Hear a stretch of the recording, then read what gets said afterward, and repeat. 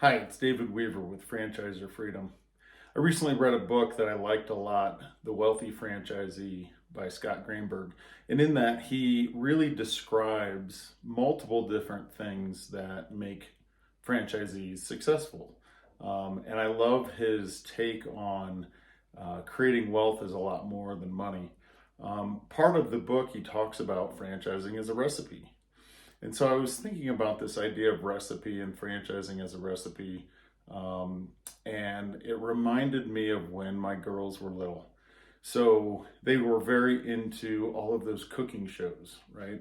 And I had a conversation with my youngest about gift giving, right, as we approach the holidays, and being a good gift giver and being a good gift receiver. And sometimes the best gifts are the ones that you make yourself. You don't have to go out and buy expensive things.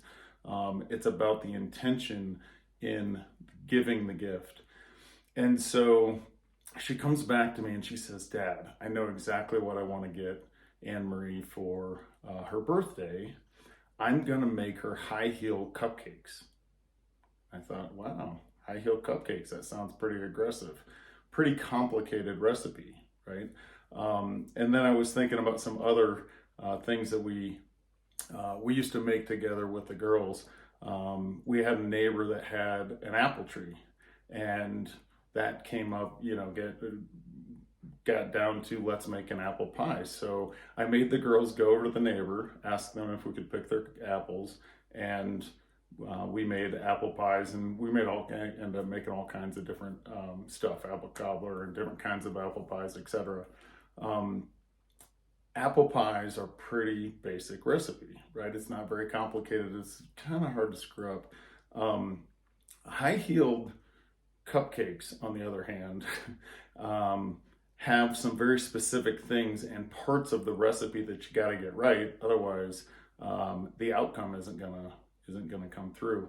And the more that I started thinking about the high-heeled cupcakes as it relates to franchising and franchising as a recipe, I really started thinking about some conversations that I've had with other candidates. Um, if you have a franchise model that they're selling as a very fast break even and a very low initial investment, there's probably some very specific aspects to that recipe that actually make that happen, right? If a typical franchise is a $500,000 fixed retail to get open, and many franchises cost that much to get open, but this particular franchise is saying that it costs $200,000 to get open, you might want to pay attention to the formula or the aspect of that recipe to make sure that you're opening your store in that range, right? Same with break even. Like there's a very specific recipe to follow in order to get your cash flow positive so quickly. Makes sense, right?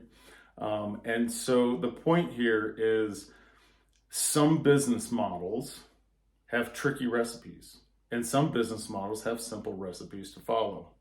And so when you're thinking about buying a franchise, you want to think about how complex the recipe is and how are you going to be able to follow that recipe so that you have the outcome that you're looking for, right? So not all recipes are apple pie, and not all recipes are high heel shoe cupcakes.